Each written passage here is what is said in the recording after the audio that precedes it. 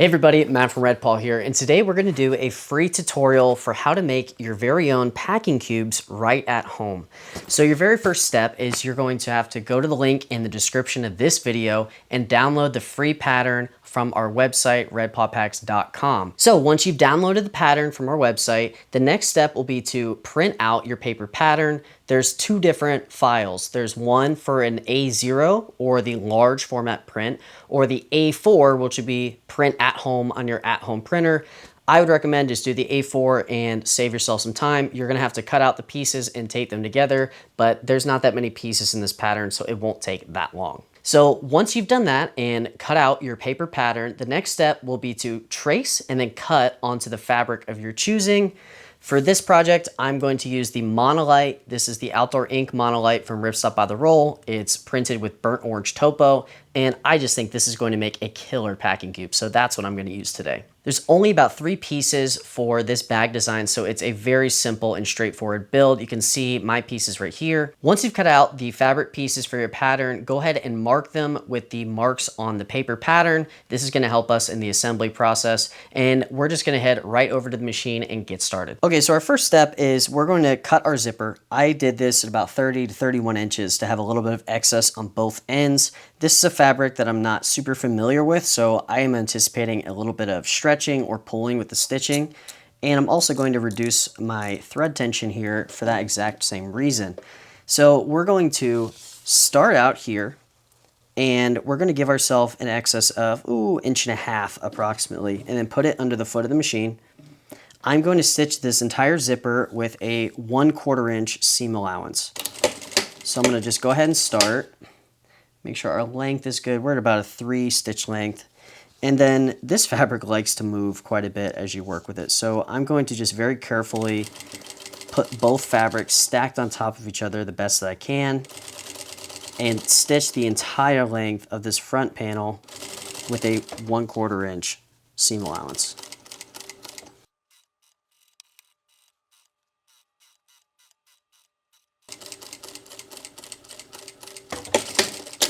Okay, so now that we finished that with the locking stitch there at the end, we're going to take this piece and just see how we did. We're going to line this up and see if we have the right length of about 27.5 inches for this seam, and we do. Okay, great. So then what I'm going to do next, because I'm not going to bind this edge. You could bind this edge, but I won't.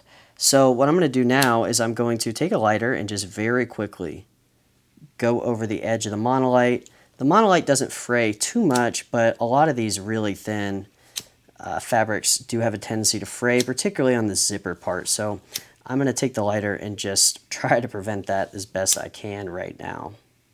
So next piece here is we're going to do top stitching. So I'm going to put the zipper tape down, the right side down, and then I'm going to stitch all the way to the left side of the tape and pull the fabric and the zipper apart from each other so that it's nice and flat.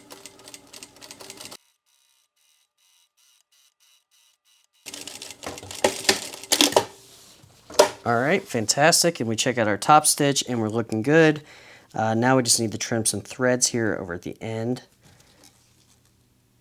So now I have the thin part of the zipper assembly, the front and sides. I'm going to take the right side of the fabric and then place that onto our zipper tape here.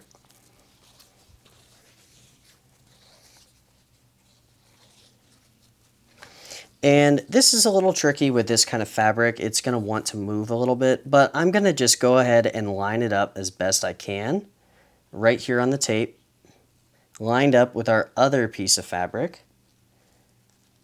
Perfect. Now you can use some clips. I'm going to just use one clip here just to hold it in place while I get it under the machine. Perfect.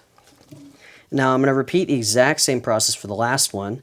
I'm going to stitch it with the right side of the zipper facing down, facing the right side of that long skinny piece. Then we're going to start with a lock stitch. Then we're going to very carefully work all the way down the zipper tape with a 1/4 inch seam allowance.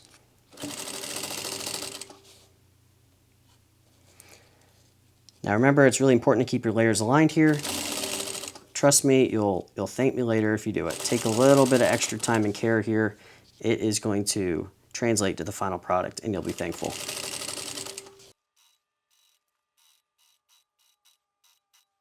Now that we've gotten a little closer here to the end, it's important that we try our very best to line up the fabric. So you can see that I've lined the skinny piece up to the longer piece right here.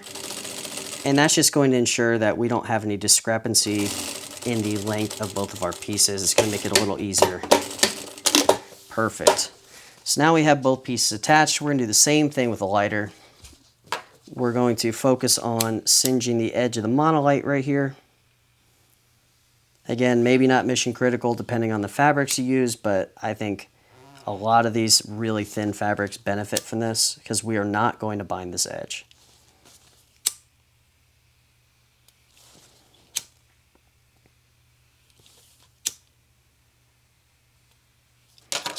Okay, great. And then we're going to do the top stitching just like we did last time.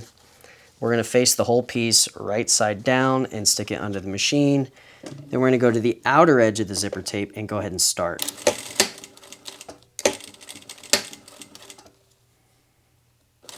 Remember to pull the fabrics apart as you're doing the top stitching. Make sure it lays nice and flat.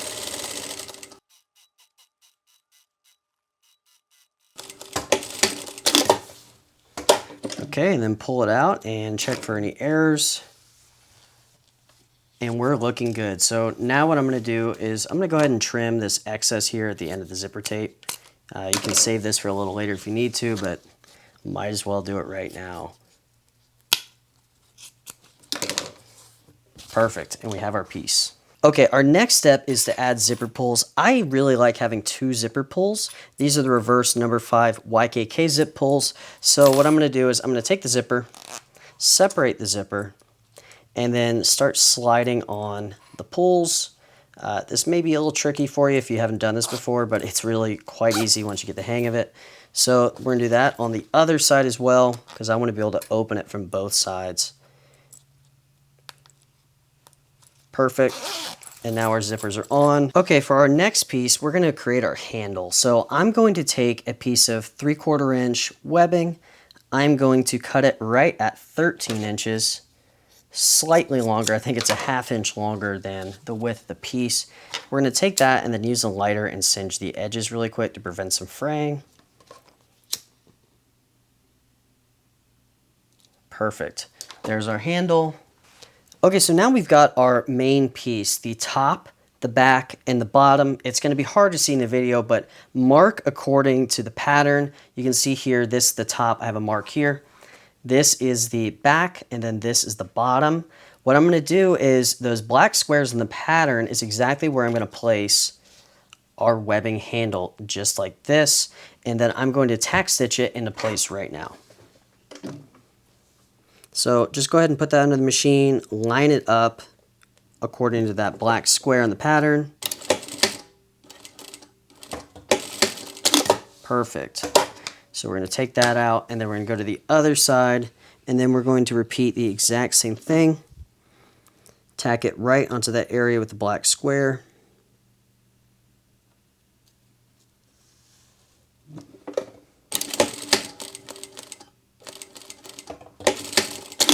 Great. So now our handle's attached just like that. And then we're going to begin assembling the main pieces here.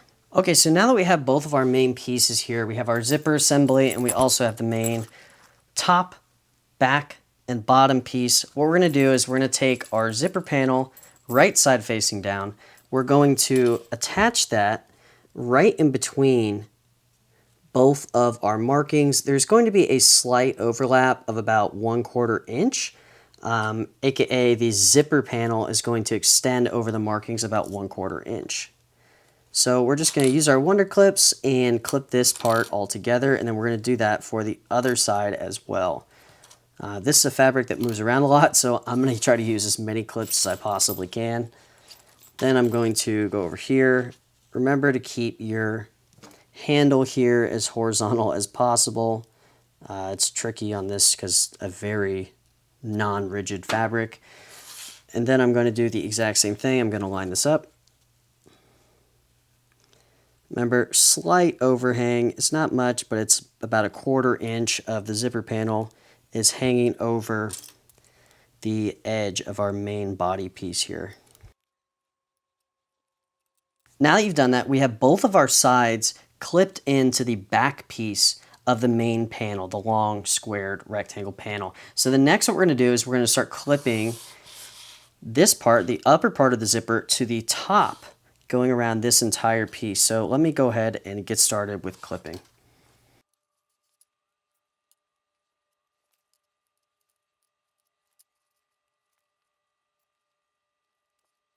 Now, once you get to some of these corners, you're going to realize that this is a right-angled pattern with a curve in it. So it would be wise to cut on the zipper panel piece a relief cut at these corners. That's going to help you keep it a little flatter and help it make sure that the seam is going to come out looking curved.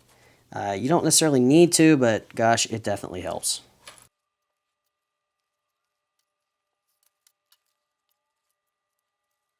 Now with the whole perimeter all clipped up, we're going to go ahead and just start stitching half. You can clip the entire perimeter of the bag together at this exact point, but I'm just going to do the top half and where it intersects with the back for right now to make it a little simpler. So I went ahead and started stitching here, and I'm just going to go around the entire perimeter.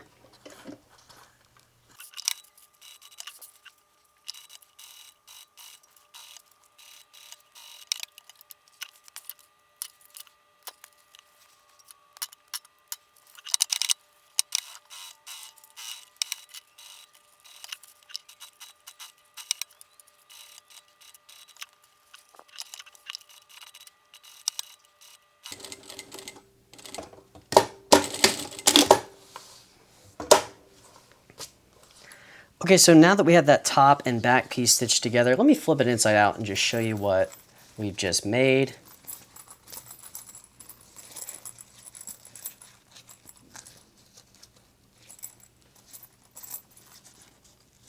And here we go. This is the top of our packing cube. Now we're going to flip it wrong sides out one more time, and then we're going to do the exact same thing, and we're going to clip together the rest of this piece to the bottom of our assembly.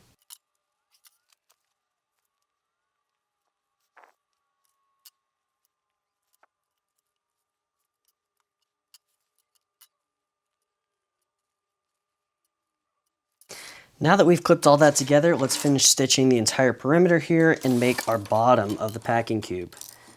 So I'm going to pick up right where I left off before and go ahead and do a 1/4 inch seam allowance around the entire thing.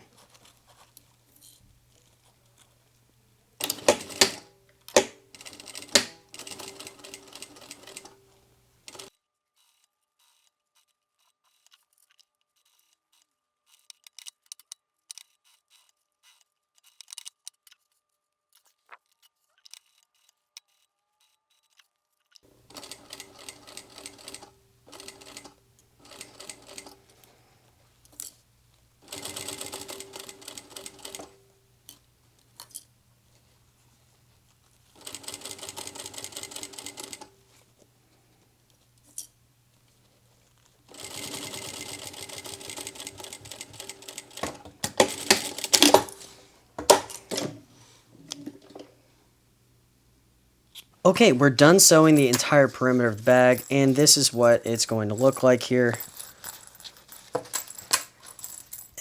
Top, bottom is all connected. We're good to go. Now, if you want, you can end the project right here. The next step is optional, but definitely recommended, particularly with something like this. You can see it's starting to fray, and frankly, I'm new to sewing monolite, so I don't know how much I trust my stitching here to hold. I think that we're going to add some binding. We're going to use 3/4 inch ribbon. That's going to give the bag a lot more bones, a lot more structure, and it's going to give us durability around all these edges that we just did. So let's go ahead and get our ribbon and then get started with binding. So we've got our 3/4 inch ribbon, and our first step is we're going to take the ribbon, trim it straight as we can, hit it with a lighter, and just singe that edge so that it doesn't fray. You can tap against the lighter and flatten it out. And then I'm going to fold it in half and start creasing just a couple inches of the ribbon. So Where I'm going to start binding is I'm going to start at the bottom. So here's our zipper piece. I'm going to start right here at the bottom center where the bottom of the zipper piece attaches to the bottom of the packing cube. So then I'm going to put that under the machine. And then I'm going to take our pressed together binding and I'm going to wrap that around the raw edge of the fabric. You can start this at any location. This is just where I'm going to start right now. Okay, wonderful. So then we're going to stick that entire assembly under the machine and start our stitching. And what we're going to do is we're going to press and fold the ribbon maybe 6 inches at a time. Press it down, fold it, and then as we stitch, we're going to feed the ribbon over top of the seams that we just created. So let me go ahead and do that and go around the entire perimeter.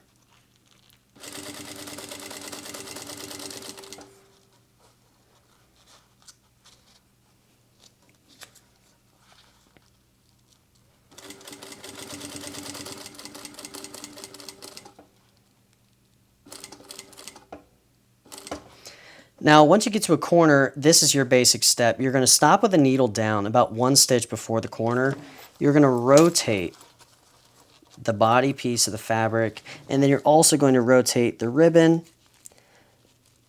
Remember, make sure this part is pressed down before you start, and just get it into a nice place with your hands so that it's going to stitch through all of the ribbon. And luckily with this monolite, I can see right through it. Then we're going to just go ahead and continue our stitching.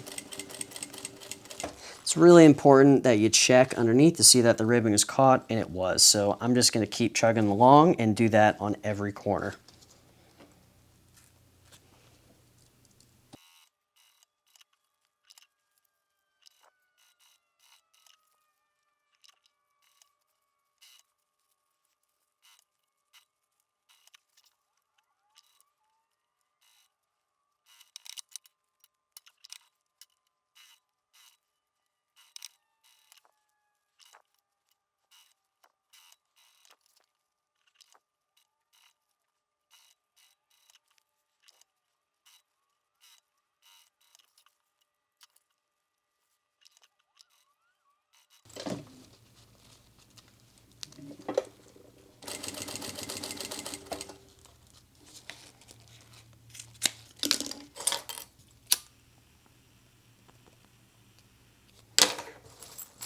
Okay, so now that we've made it to the very end of our binding, what I did was I went ahead and trimmed it. I trimmed the binding so that there's a bit of an overlap, and then I hit it with a lighter so that it doesn't fray on us. And then we're just going to continue and stitch over and close the loop, close the binding with a locking stitch. Now that we pulled it out,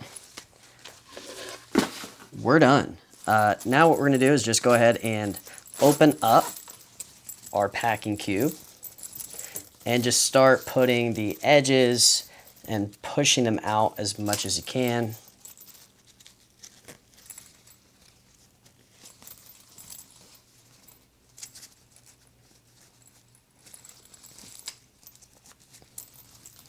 Then we'll zip it back up. And that is your packing cube. You can see that you can open it on both sides when you have both of the zipper pulls, and you can open it to be all the way up with the lid flapped over the back. And then we also have our handle here right in the back so you can quickly grab it.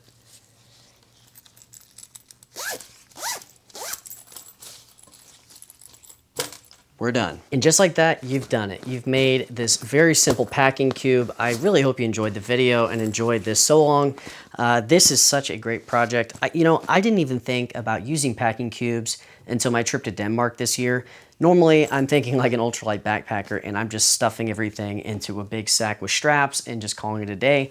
But I really love the organization, and to me, this is just the right size. You can use a wide variety of fabrics for this. On this one, I obviously used the monolite, but on the previous example, I did a Venom Gridstop Eco. You can use a lot of stuff. I think 1 ounce to 2 ounce ripstop nylon works really well because it's packable.